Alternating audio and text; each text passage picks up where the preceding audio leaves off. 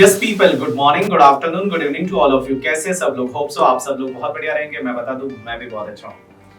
हम लोगों ने जब बीबी वर्चुअल चालू किया था, 4 साल हो गए उस चीज को, और सबसे पहले मैं था इस टीम में। उसके बाद में जैसा कि आपको पता है, लास्ट ईयर हमने शुभम केशवानी सर है, उनको ज्वाइन कराया बीबी वर्चुअल, और आप सब लोग उनके बारे में जानते हो। फाइनल के बच्चे बहुत प्यार दे रहे हैं उनको। इंटरमीडिएट में भी जब से उन्होंने पढ़ाना चालू किया है, बहुत सारे बच्चे प्यार दे रहे हैं। मेरे को एक बहुत ज्यादा मैसेज ऐसे आते थे कि सर हमारे पास एफआर में एक फैकल्टी चाहिए। अब आप ही बता दो कि वो कौन सी फैकल्टी होने वाली है। आप अपने दिमाग में सोच के रखो, मैं आज आपको उनसे मिलवाने वाला हूँ। तो मैं आपको ज्यादा वेट नहीं कराऊंगा, मैं आपको मिलवाने वाला हूँ हमारे एफआर के फैकल्टी आकाश कंदोई सर से। Sir please welcome.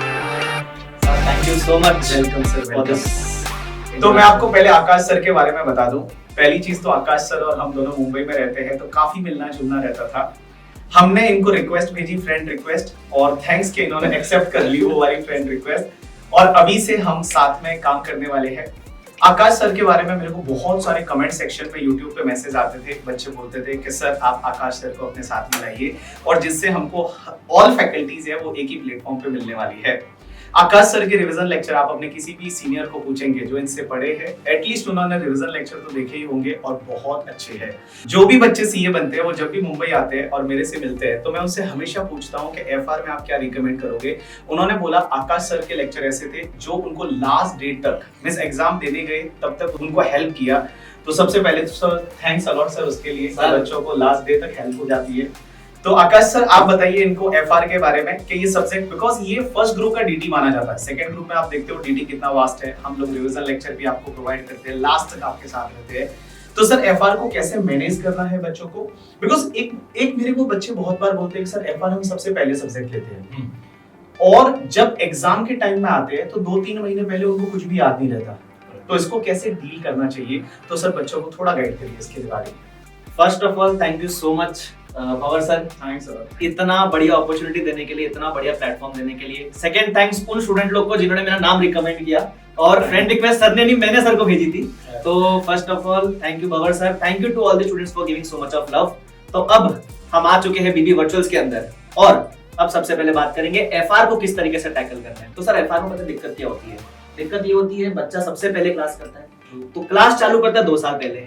अब 2 साल पहले वो क्लास जब करता है तो रिटर्न प्रैक्टिस नहीं करता है, सिर्फ क्लासेस को एक पिक्चर की तरह देखते हुए चलता है, वहां देखा मजा आ गया, थिएटर के बाहर निकला कुछ याद नहीं होता है, क्योंकि वो रिवाइज नहीं करता है सर, उसको रिकॉल नहीं करता है।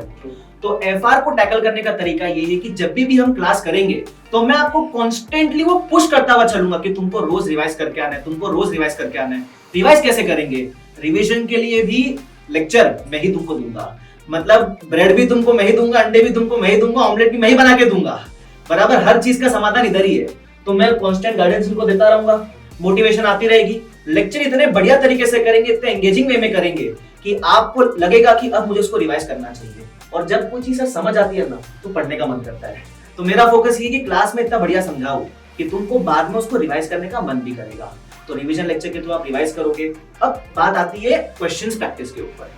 एफआर को अगर तुमको टैकल करना है, एफआर में तुमको अगर 70-80 प्लस स्कोर करना है, तो तुमको क्वेश्चन प्रैक्टिस करनी ही पड़ेगी। और यहां आता है मेरा फोकस कि सर जब मैं क्वेश्चंस करवाता हूं तो क्वेश्चंस होंगे module, RTP, MTP, past paper के सारे। मतलब मैंने सर अपनी किताब 2 तरीके से बना रखी है। एक है कंसेप्ट बुक, जैसा आपकी सर डीटी में कॉम्पैक्ट आती है, वैसे मेरी एफआर में एफआर डाइजेस्ट। एफआर के सारे concept without compromising on the quality 400 से लेस पेजेस में सर मैंने कवर कर दिए हैं।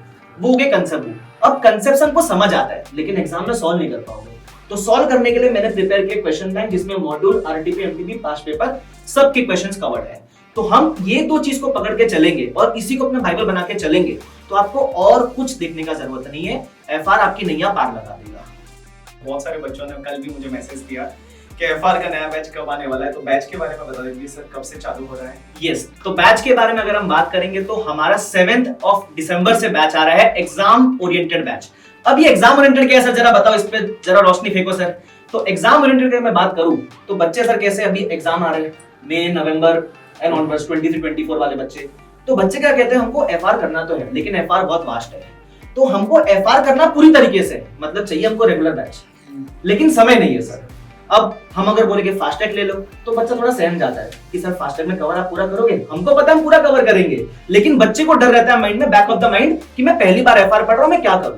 तो मैंने सोचा एक ऐसा बैच लाते हैं जिसमें कवरेज होगी एकदम फुल कोर्स वाली, लेकिन क्योंकि आपके पास टाइम का थोड़ा कंस्ट्रेंट है तो उसको ध्यान में रखते हुए हम टाइम वहां कम कर लेंगे।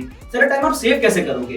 तो इस तरीके से जो रेपिटेटिव थोड़े से क्वेश्चंस हैं वो आपको मैं सेल्फ प्रैक्टिस करने दूंगा और अगले दिन डिस्कस भी कर लूंगा मैं आके क्लास के अंदर, लेकिन हम कंसेप्ट को क्लास में पूरी तरीके से करेंगे, 2 बार उसको रिवाइज भी करेंगे, तुम्हारे रेगुलर टेस्ट भी मैं लूंगा, मतलब without compromising on the quality हम एक फुल कोर्स बैच जैसा लॉन्च करेंगे with the duration of fast track या उससे थोड़ा ज्यादा ड्यूरेशन, जिससे पूरा अच्छी तरीके से कवर हो जाए।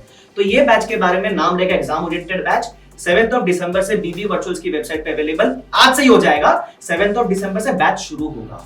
टाइमिंग्स इसकी होगी from 5 PM to 9:30 PM, Monday to Saturday होगा। और उसके अलावा आपको जो भी डिटेल्स है 170 आवर्स का ड्यूरेशन होगा, 175 आवर्स का। तो आप ऐसा समझ लो हम फेब के सेकेंड वीक तक इसको कंप्लीट कर लेंगे, 15 या 14 फेब तक अपन इसको बैच को रैप अप कर देंगे पूरी तरीके से। और ऐसा नहीं कि बैच खत्म होने के बाद सपोर्ट खत्म, ना ना ना, रिवीजन भी दूंगा तुमको, मैं मैराथन भी लेकर दूंगा, तुम्हारे लिए मैं टेस्ट सीरीज भी लेता रहूंगा, मेंटरशिप सेशन भी आते रहेंगे, तो तुमको एक ही जगह पे एक ही तरीके से पूरा कवरेज हो जाएगा एकदम कम टाइम के अंदर। थैंक्स सर, इनको इतना सारा आपने बताया उसके लिए। और मैं आपको बता दूं, आपको जो फर्स्ट ग्रुप में ऑडिट और एफआर के दोनों को कॉम्बो मिल जाएंगे, शुभम सर का जो बैच है वो भी मिल जाएगा और एफआर में आकाश सर का बैच मिलेगा। आप जरूर सब्सक्राइब करिए और उसको लेके डेमो लेक्चर है वो उनको मिल जाएंगे अभी 100%। जिस दिन बैच होएगा 7th को ही शाम को या 8th को सुबह ही आपका डेमो अपलोड हो जाएगा। एग्जैक्टली। तो स्टार्टिंग के 2 लेक्चर है वो डेमो लेक्चर रहेंगे, आप एक बार देखिए, उसके बाद में डिफरेंस फील करिए और उसके बाद आप एडमिशन लीजिए। सो सर मैं आपको थैंक्स बोलना चाहूंगा। पहली चीज तो बहुत अच्छा लगता है जब अपन साथ में काम करने वाले उसको लेके, ठीक है।